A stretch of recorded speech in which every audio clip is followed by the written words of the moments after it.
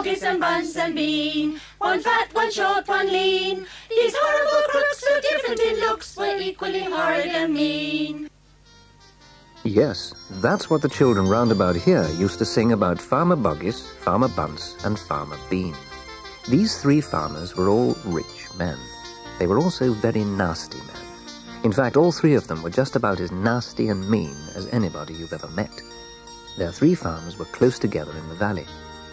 Boggis was a chicken farmer, and he had thousands and thousands of chickens. He was enormously fat because he used to eat 3 boiled chickens smothered with dumplings every day for breakfast and for lunch and for supper. Bunce was a duck and goose farmer. He kept thousands of ducks and geese. He was a kind of pot-bellied dwarf. He was so short, his chin would have been underwater in the shallow end of any swimming pool. He lived on a diet of doughnuts and goose livers, and this diet gave him a tummy ache and a beastly temper. Bean was a turkey and apple farmer. He kept thousands of turkeys in a large apple orchard, and he never ate any food at all. Instead, he drank gallons of cider which he had made from the apples in his orchard. He was as thin as a pencil, and the cleverest of them all. And that's why all the children used to sing, Boggis and Bunce and Bean, one fat, one short, one lean. These horrible crooks, so different in looks, were equally horrid and mean. On a hill above the valley, there was a wood, and in this wood there was a huge tree. Under the tree was a hole, and down in the bottom of the hole lived Mr. and Mrs. Fox and their 4 small foxes. Every evening, as soon as it got dark, Mr. Fox would ask Mrs. Fox what she wanted for supper. Now, one evening, when supper time came round, Mr. Fox put his usual question to his wife. Well, what shall it be this time, my darling? A nice plump chicken from Farmer Boggis, a nice fat duck from Farmer Bunce, or a delicious big turkey from Farmer Bean? I think we'll have duck tonight. Bring us 2 nice fat ducks, one for you and me, and one for the children. Right, ducks it shall be. 2 of Farmer Bunce's best. Now, do be careful, Mr. Fox. My darling, I'm always careful. I can smell those farmers a mile away. Whichever farm I'm going to, I always approach it with the wind blowing towards me. So if there's anybody lurking in the shadows ahead, the wind carries the smell towards me. I can even tell which farmer is which, just from the smell. How can you tell that, Father? Well, it's easy. Boggis gives off a stink of rotten chicken skins. Bunce reeks of goose livers. And as for Bean, the fumes of apple cider hang around him like poisonous gases. That's all very well, my darling, but don't get careless. They'll be waiting for you, all 3 of them, and they're very dangerous men. Oh, don't you worry about me, Mrs. Fox. I can take care of myself. I'll see you later. And off went Mr. Fox along the tunnel towards the mouth of his lair. But he would not have been quite so cocky if he had known exactly where the 3 farmers were waiting at that moment. You see, Boggis and Bunce and Bean knew very well what was going on, and it made them wild with rage. They were not men who liked to give anything away, and they certainly didn't like to have their chickens and ducks and turkeys stolen from them. Every night, each of them would take his shotgun and hide in a dark place somewhere on his farm, hoping to catch Mr. Fox. But Mr. Fox was always too clever for them. Now, they knew perfectly well where Mr. Fox lived, so tonight, instead of waiting on their own farms, they had decided to take their guns and go up to the hill to wait for Mr. Fox. At that very moment, they were just outside the entrance to his hole, each one crouching behind a tree with his loaded gun. And what is more, they had chosen their positions very carefully, making sure that the wind was not blowing from them towards the fox's hole. In fact, it was blowing in the opposite direction, so there was no chance of their being smelled out. This time, they were sure they were going to get him. He doesn't stand a chance this time. He's done for, dang and blast him, done for good and proper. Oh, yes, we can't miss tonight. He's got to come out soon. Then, bam. And good riddance, too. He's stolen more than enough chickens and ducks and geese from us. It's about time he got what's coming to him. Yeah, you're sure this is the hole? Of course I'm sure. I'm not as stupid as I look, you know. Oh, you couldn't be. Why, I've a good mind to punch your face for you. I'll bang you right, and I'll... Hey, all right, now save that for later. He won't come out at all if he hears all that racket going on. Now keep quiet, both of you. Do you think we'll have long to wait? I shouldn't think so. He must be getting hungry about now. Oh. Look, don't fire until he gets clear of the hole. Okay. Wait till he's right outside. Oh. We don't want to run the risk of missing him. Oh. Right, as soon as he's... Hold on a minute. I think I heard something. Are you sure? Or... I can't hear anything. I mean, I'm listening out and I can't hear a sound. I mean, there's nothing going on. Boggis, if you stop chattering for a minute, you will. There it is again. It's him. He's coming. Right, this is it. Get ready. At that moment, Mr. Fox poked his face out into the night air and sniffed. He moved an inch or two forward and stopped. He sniffed again. He was always especially careful when coming out from his hole. He inched forward a little more. The front half of his body was now in the open. His black nose twitched from side to side, sniffing and sniffing for the scent of danger. He found none, and he was just about to go trotting forward into the wood when he thought he heard a tiny noise, a soft rustling sound, as though someone had moved a foot ever so gently through a patch of dry leaves. He flattened his body against the ground and lay very still, his ears pricked. He waited a long time, but he heard nothing more. So thinking it must have been a field mouse or some other small animal, he crept a little further out of the hole. He was almost right out in the open now. He took a last careful look round. The wood was very still. The moon was shining high in the sky, and just then his sharp night eyes caught a glint of something bright behind a tree not far away. It was a small silver speck of moonlight shining on a polished surface. Mr. Fox lay still, watching it. What on earth was it? Now it was moving. It was coming up and up. Great heavens, it was the barrel of a gun! Quick as a whip, Mr. Fox jumped back into his hole, and at the same instant... Did we get him? Oh, hang on a minute while I get my flashlight out. Shine it on the hole. Is he there? No, but his tail is. He shot the tail, but missed the fox. Do you mean to say we missed him? Dang and blast, we shot too late. We should have let fly the moment he poked his head out. Well, he won't be poking it out again in a hurry. How long are we going to have to wait before he gets hungry enough to risk another try? Could be 2 or 3 days before he starts to get desperate. 2 or 3?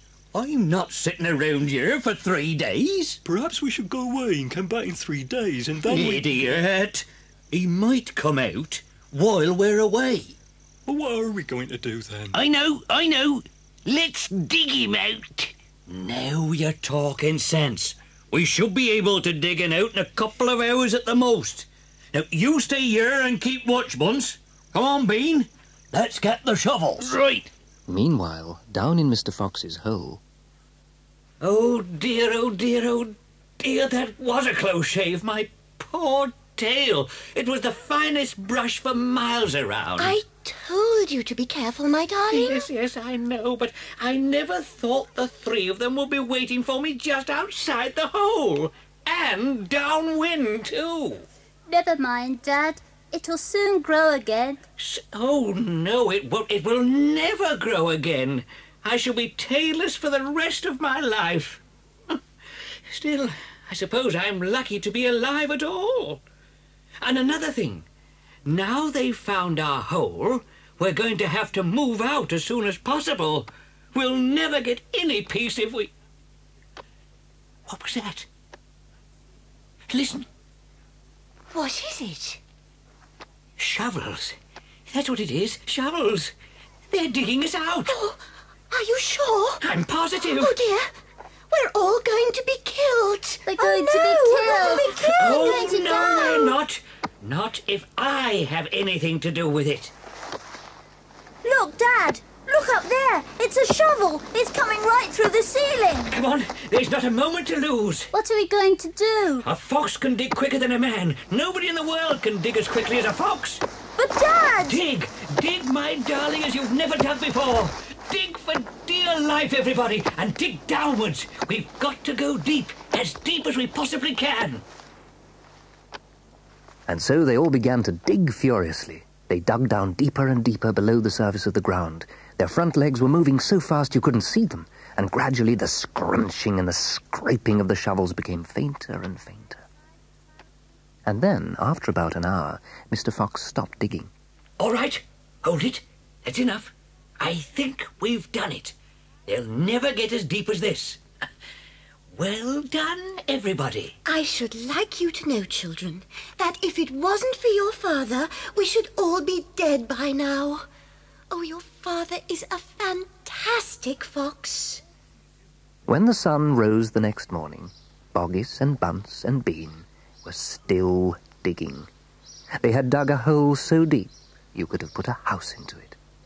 But they had not yet come to the end of the fox's tunnel, and they were all very tired and very cross.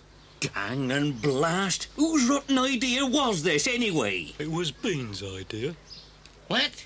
Speak up, I can't hear you. I'm not surprised, considering the amount of muck and wax you got in your ears. I can see dead flies and bits of chewing gum as well. No wonder you can't hear. Shut up and listen. Now, I want that fox, and I'm going to get that fox. I'm not giving up till I've strung him up over my front porch, dead as a dumpling. Well, we'll never get him by digging, that's for sure. We must have dug down for miles already, and there's no sign of him. Got any more stupid ideas, Bean? One of these days, Bunce, one of these days, Oh, yeah. As a matter of fact, I have got another idea. Now, what we need on this job is machines. Mechanical shovels. With mechanical shovels, we'd have that fox inside of 5 minutes. Hey, that's not a bad idea, Bean. It's a very good idea. Now, Boggis, you stay here and see that fox doesn't escape. Bunce and I will go and fetch our mechanical diggers. If he tries to get out, shoot him, quick. And don't miss this time. Bean walked away and Bunce trotted after him. Boggis stayed where he was with his gun pointing at the foxhole. Half an hour went by, and down in the tunnel the foxes crouched in silence, waiting to see what was going to happen next. And then suddenly, away in the distance... Dad, what's happening? What are they doing now? It's an earthquake! Look up there! I can see daylight! They're coming through! I knew it. I knew they'd do it. They're using mechanical shovels. Come on, everybody. Dig for your lives. If you thought you dug hard before, that's nothing to what you're going to have to do now. Dig! Dig! Dig! And now there began a desperate race, the machines against the foxes. Sometimes the foxes would gain a little ground, and the clanking noises would grow fainter. But then a few minutes later, the machines would come back at them, and the crunch of the mighty shovels would get louder and louder. Up on the hill, the three farmers were in a state of high excitement. Keep going. We'll get him any moment now. Have you caught sight of him yet? Not yet, but I think we're close. Just wait till I see him. I'll chop him into pieces. Hey there, Mr. Fox. We're coming to get you. You've had your last duck. You'll never come prowling round my farm again.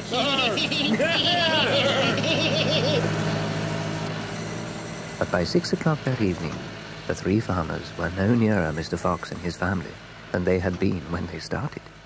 Bean and Bunce switched off the motors of their mechanical diggers and climbed down from the driver's seats.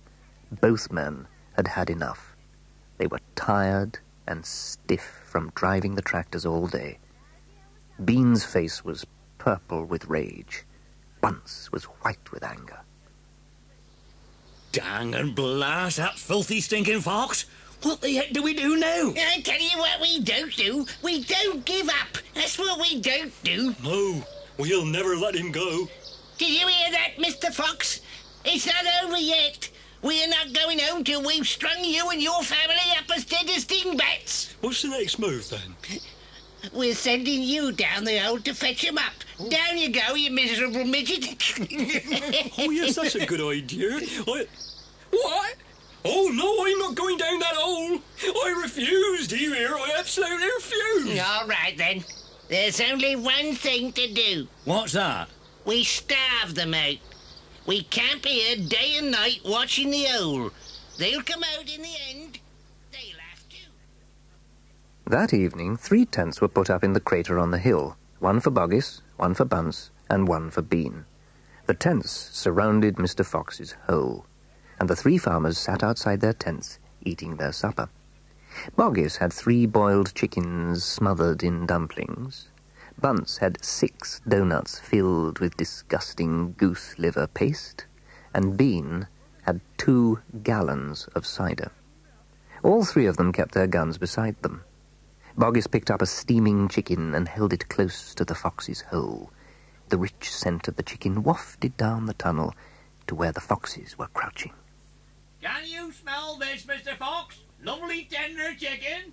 Why don't you come up and get it? Oh, Dad, couldn't we just sneak up and snatch it out of his hand? Don't you dare!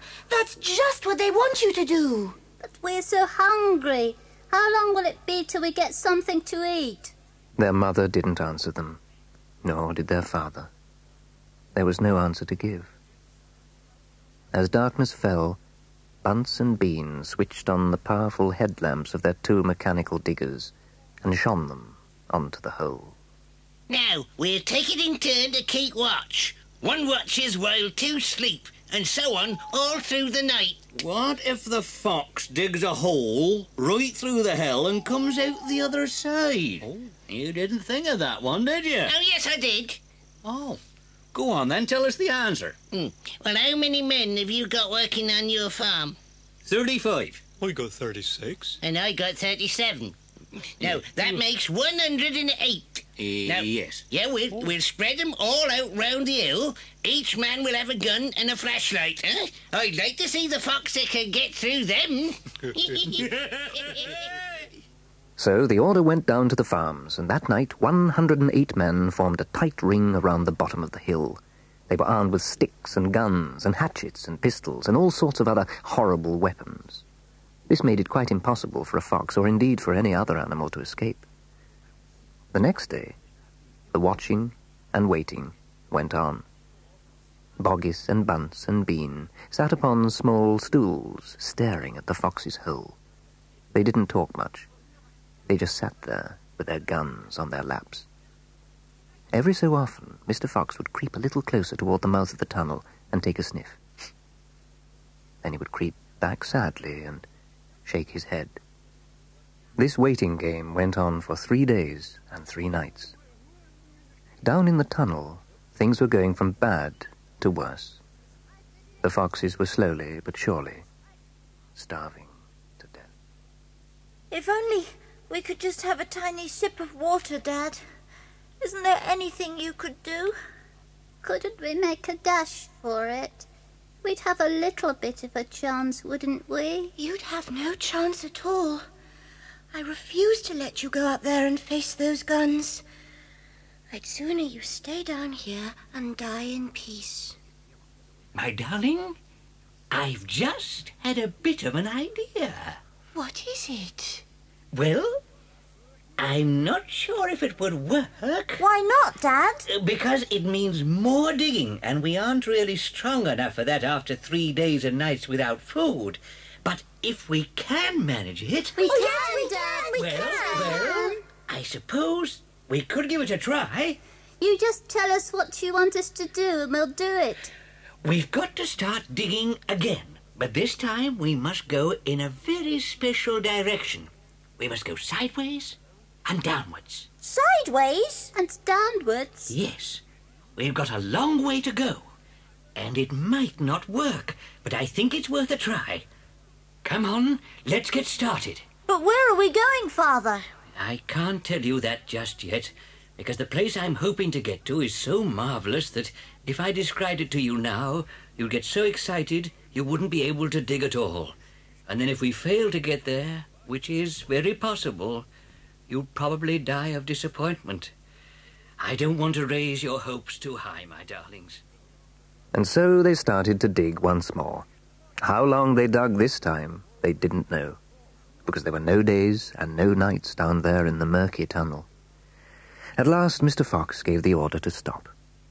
I think we'd better take a peep upstairs now and see where we are.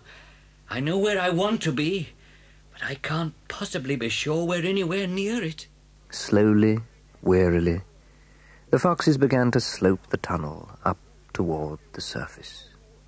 Up and up it went until suddenly they came to something hard above their heads, and they couldn't go up any further. Mr. Fox reached up to examine the obstacle. What is it, Dad? It's wood. Wooden planks. What does it mean, Dad? Where are we? It means, unless I'm very much mistaken, that we are right underneath somebody's house. Be very quiet now while I take a peek. Carefully, Mr. Fox began pushing up one of the floorboards. The board creaked most terribly. They all ducked down, waiting for something awful to happen. Nothing did. So Mr. Fox pushed up a second board.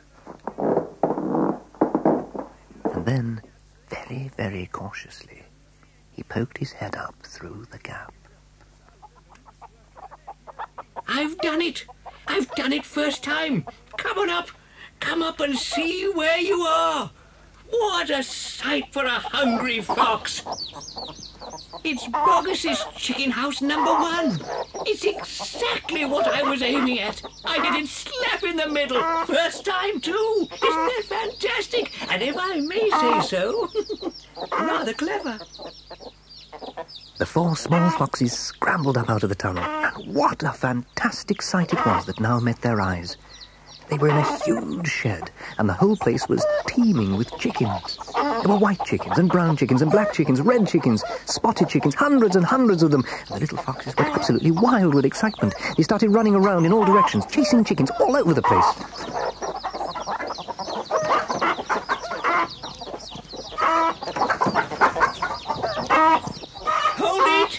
Hold it, everybody! Now calm down, don't lose your heads! Let's do this properly. First of all, let's have a drink of water. They all ran over to the chicken's drinking trough and lapped up the lovely, cool water.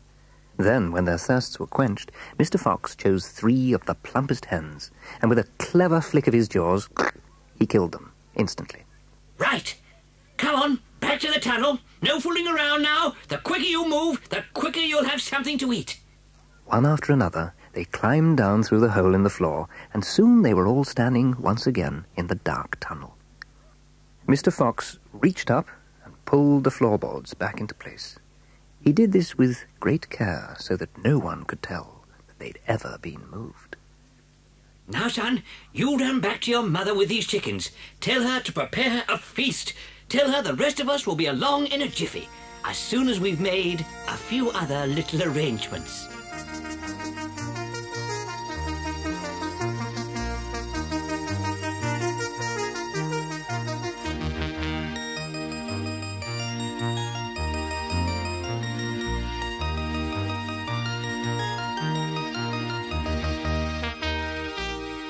The small fox ran back along the tunnel as fast as he could, carrying the 3 plump hens. He was exploding with joy. He had a long way to run, but he never stopped once on the way, and he burst in upon Mrs. Fox so suddenly that she gasped in surprise. Oh, you gave me such a shock. What on earth has happened? Look, Mother, look. Wake up and see what I brought. Good gracious, I must be dreaming. No, you're not dreaming. They're real chickens. We're not going to starve to death after all. We're saved. But my dear child, where on earth did... Boggis's chicken house number 1. We tunneled right up under the floor, and you've never seen so many big fat hens in all your life. And Dad said to prepare a feast. The others will be back soon. A feast it shall be.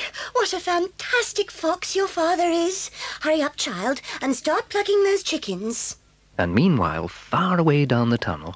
Now for the next bit, my darlings. This one will be as easy as pie. All we have to do is dig another little tunnel from here to there. Where's there, Dad?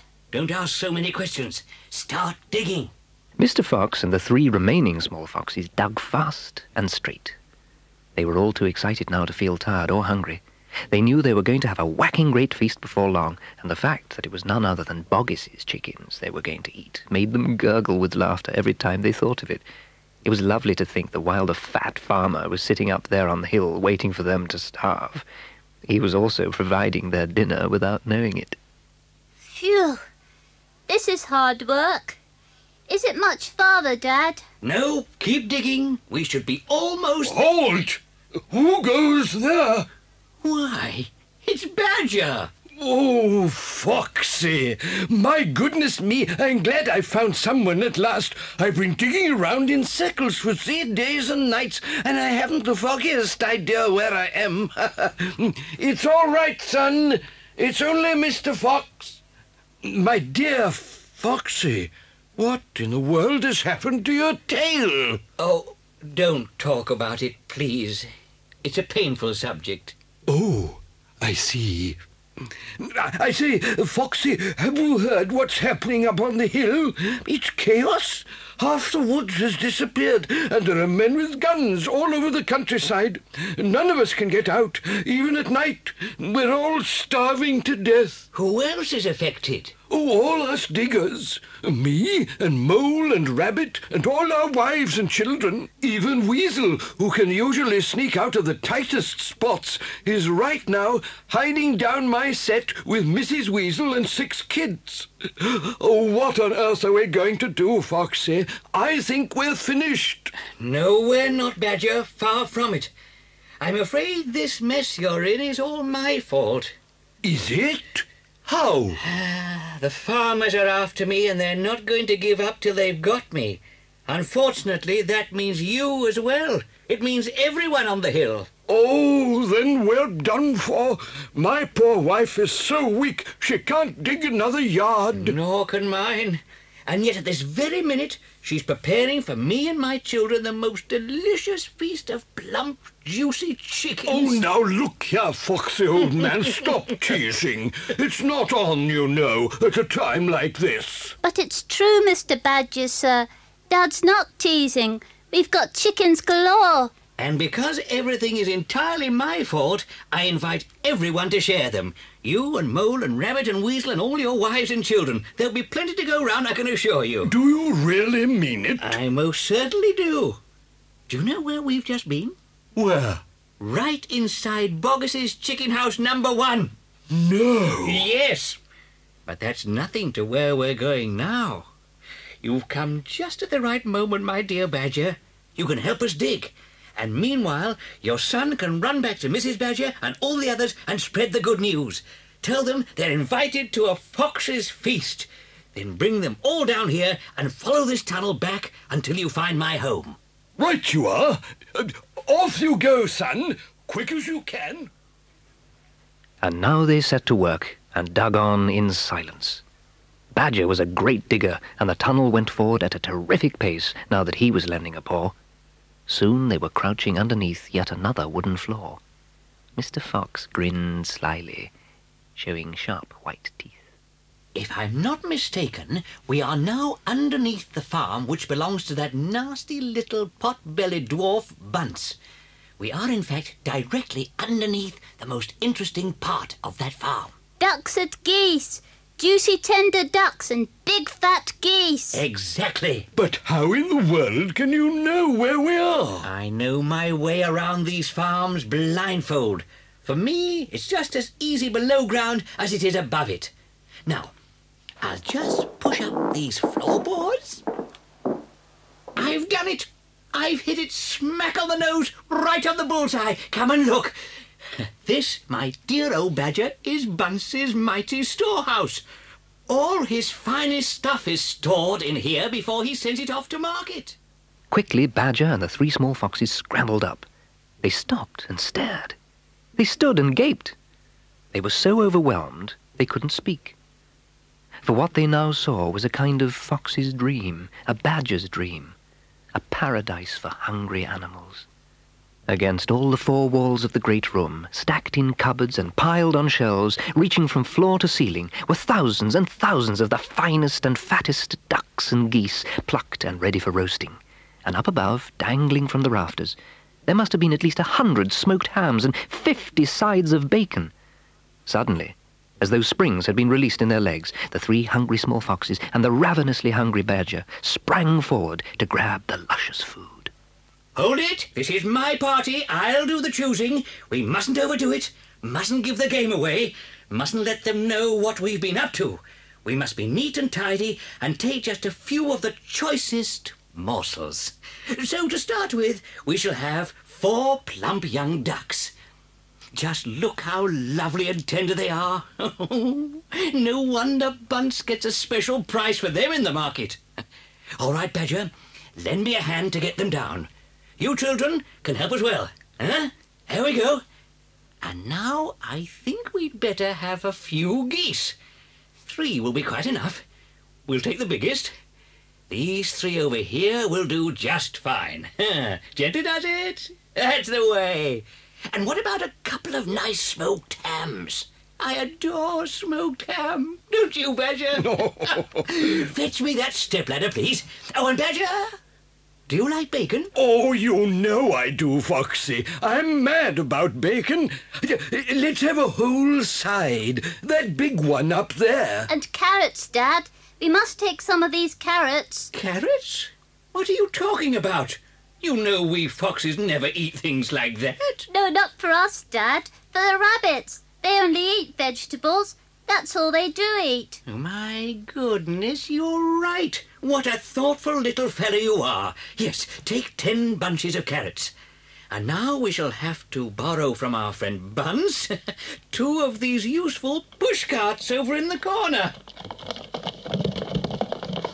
Now, come along, load up carefully. That's it.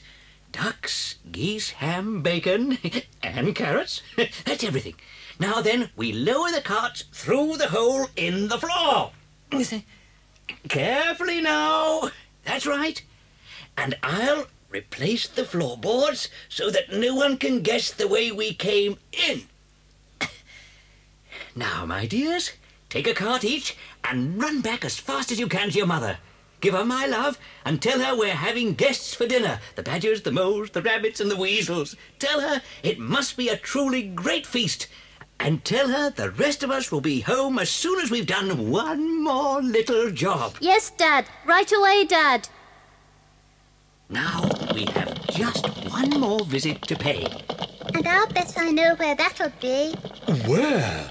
Well, we've been to Boggis and we've been to Bunce, but we haven't been to Bean.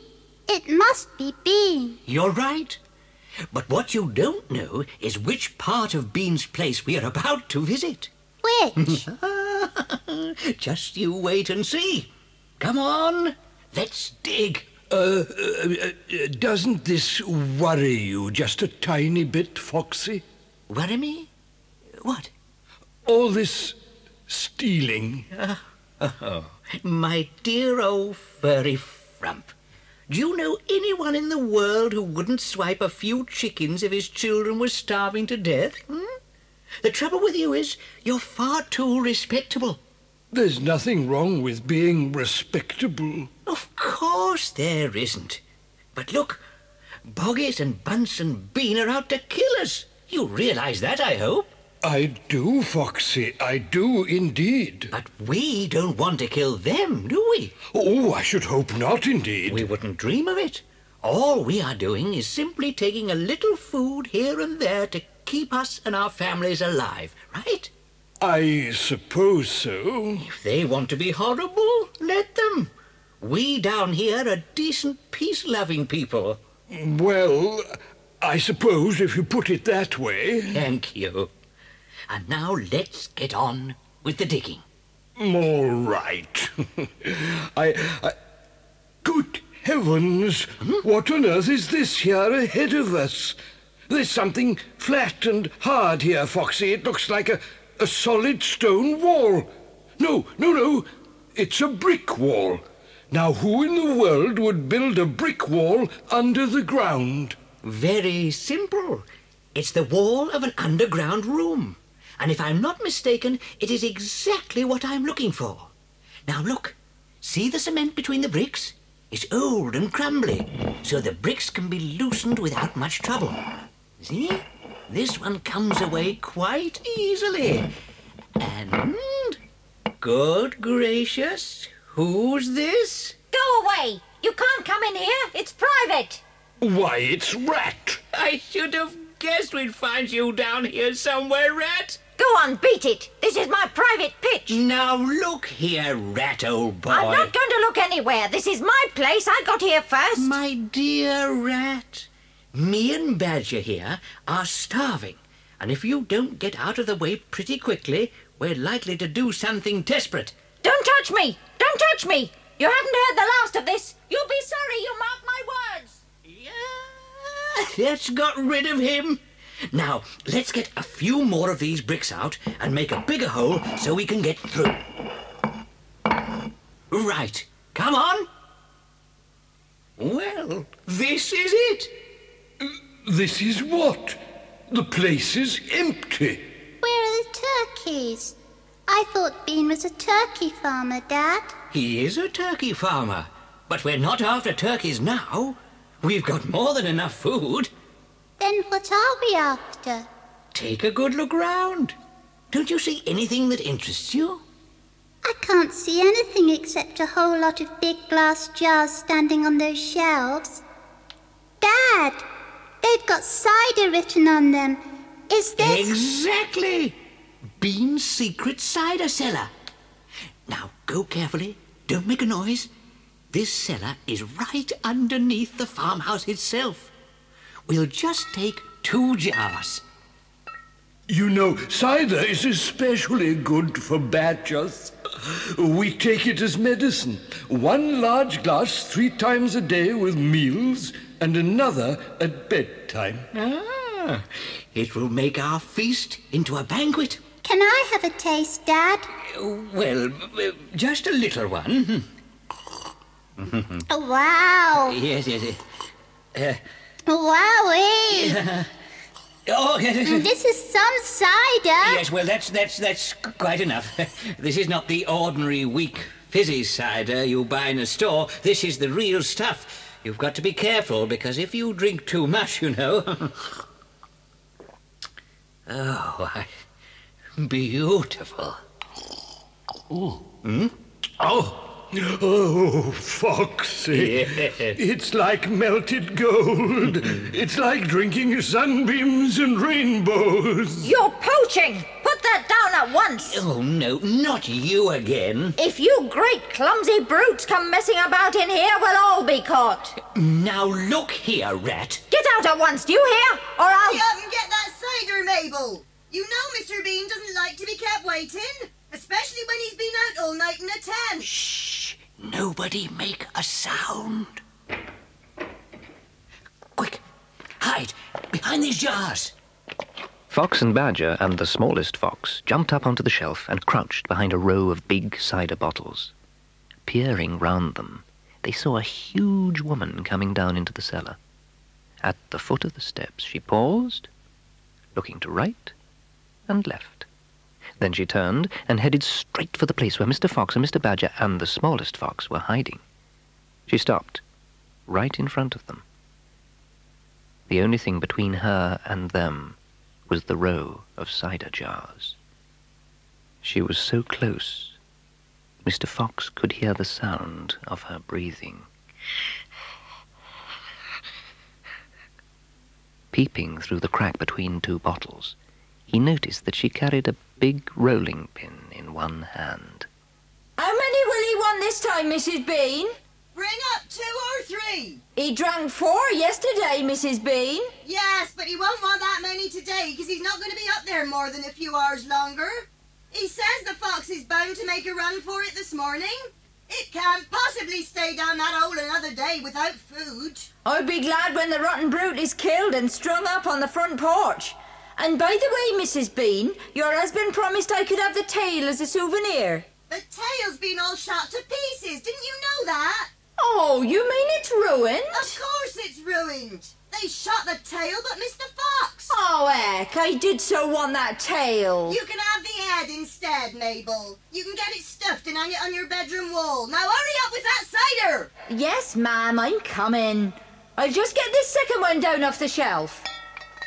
If she takes one more, she'll see us. Will 2 be enough, Mrs. Bean? They're very heavy. My goodness, Mabel, I don't care so long as you get a move on. Then 2 it is. He drinks too much anyway. There's rats down here again, Mrs. Bean. I can smell them. Well, for heaven's sake, woman, you know where the poison is. Bring that cider up first. You can put the poison down later. Yes, ma'am. Quick, before she comes back, grab these jars and let's make a run for it. What did I tell you? You nearly got us all nabbed, didn't you? You nearly gave the game away. You keep out of here from now on. I don't want you around. This is my place.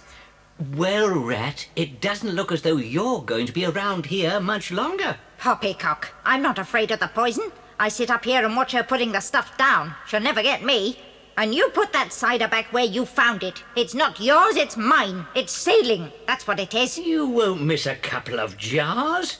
You drink too much anyway. It's not good for you. Thieves! Robbers! Bandits! Burglars! I'll just put these bricks back into place so no one will know we've been in. What bad manners Rat has. All rats have bad manners. I've never met a polite rat yet. There we are. Now that should do it. Now, home to the feast. They grabbed their jars of cider, and off they went. Along the tunnel they flew, past the turning that led to Bunce's mighty storehouse, past Boggis's chicken house number 1, and then up the long home stretch towards the place where they knew Mrs. Fox would be waiting. We'll soon be home now. Think what's waiting for us at the other end. And just think what we're bringing home with us in these jars. Oh, that ought to cheer up poor Mrs. Fox. Yes, she'll feel much better as soon as she's got some cider inside her inside. Oh, good gracious. I made a joke. Home again swiftly we glide, back to our beautiful brides. They'll not feel so rotten as soon as they've gotten some cider inside their insides. They'll not feel so hollow if only they've swallowed some cider inside their insides. They were still laughing and singing as they rounded the final corner and burst in upon the most wonderful and amazing sight any of them had ever seen. The feast was just beginning. A large dining room had been hollowed out of the earth. In the middle of it, seated around a huge table, were no less than 29 animals. They were Mrs. Fox and the 3 small foxes, Mrs. Badger and 3 small badgers, Mole and Mrs. Mole and 4 small moles, Rabbit, Mrs. Rabbit and 5 small rabbits, Weasel and Mrs. Weasel and 6 small weasels. The table was covered with chickens and ducks and geese and hams and bacon, and everyone was already tucking in. We couldn't wait, Mr. Fox. Please forgive us. We just couldn't wait. Ah, that's all right, my dear. We brought some cider to make this into a real banquet. Oh, now then, Mr. Badger, tuck in. Eat as much as you want. There's plenty for everybody. Oh, I will, Foxy, I will. But first, a toast. I want you all to stand and drink a toast to our dear friend who has saved our lives today, Mr. Fox. Mr.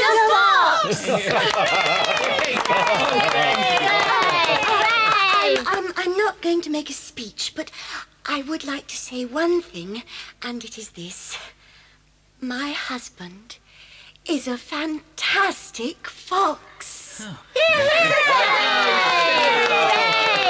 he's a jolly good fox. He's a jolly good foxy. He's a jolly good foxy. And so say all of us. Ladies and gentlemen, I thank you. And I would just like to add this. Better out than in. Oh, seriously, I would just like to remind you all that this delicious meal comes to you by courtesy of Messrs. Boggis, Bunce and Bean. And I hope you enjoy it as much as I know I am going to. But now, my friends, let us think for a moment of tomorrow and the next day and the days after that. The position is this. If we go out, we will be killed, right? Oh, yes, that's right, yes. We'll be shot before we've gone a yard. Exactly. But ask yourself this. Who wants to go out anyway? What? We are all diggers, every one of us. We hate the outside. The outside is full of enemies. We only go out because we have to get food for our families. But now, my friends, we have an entirely new setup. We have a safe tunnel leading to 3 of the finest stores in the world. You know what this means? It means that none of us need ever go out into the open again. We will make a little underground village with streets and houses on each side, and every day I will go shopping for you all. And every day we will eat like kings. While all these festivities were going on, Boggis and Bunce and Bean were sitting beside their tents outside the fox's hole with their guns on their laps.